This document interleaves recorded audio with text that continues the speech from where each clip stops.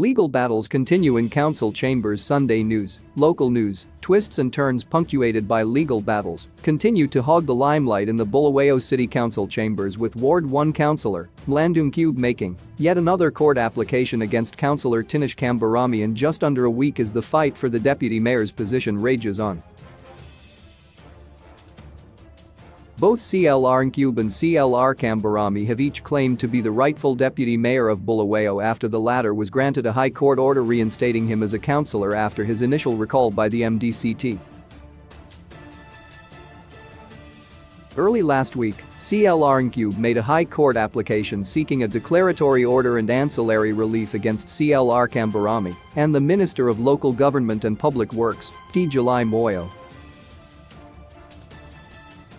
In his application, CLR Cube noted that CLR Kambarami has resorted to interfering with council meetings and threatening violence against him and Bulawayo Mayor, CLR Solomon Nguni.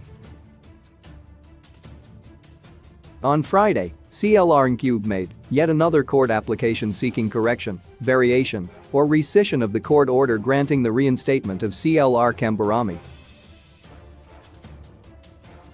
What has sparked this court application for correction, variation or rescission of the court order is the fact that the first respondent, CLR Kambarami, assumes or thinks that the court order under HC 989/21 also entitles him to resume duties or be reinstated as the deputy mayor for the city of Bulawayo.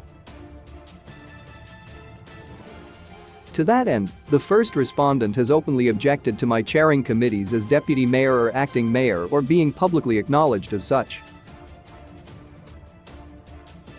The first respondent's mistaken position has been confirmed in writing through correspondence from his legal practitioners written to the town clerk of the city of Bulawayo, reads the application.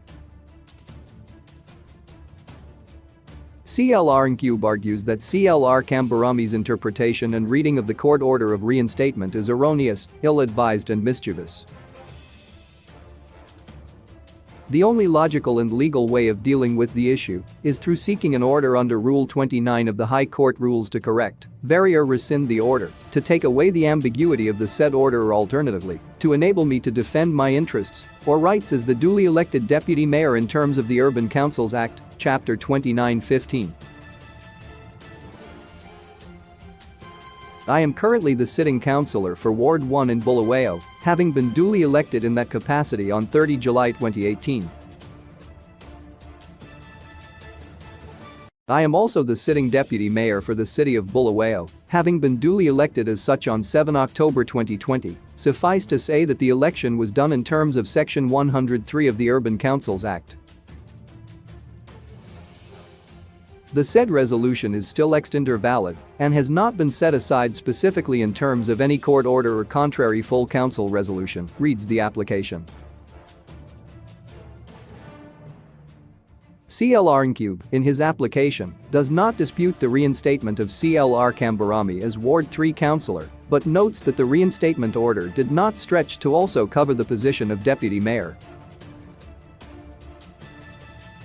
Without a direct and specific order dealing with my appointment as a deputy mayor or setting aside my appointment, I am correct in seeking an order in terms of the draft to defend my rights, my office and the integrity of the city of Bulawayo and its processes, rules and standing orders, and also for the respect of the provisions of the Urban Councils Act.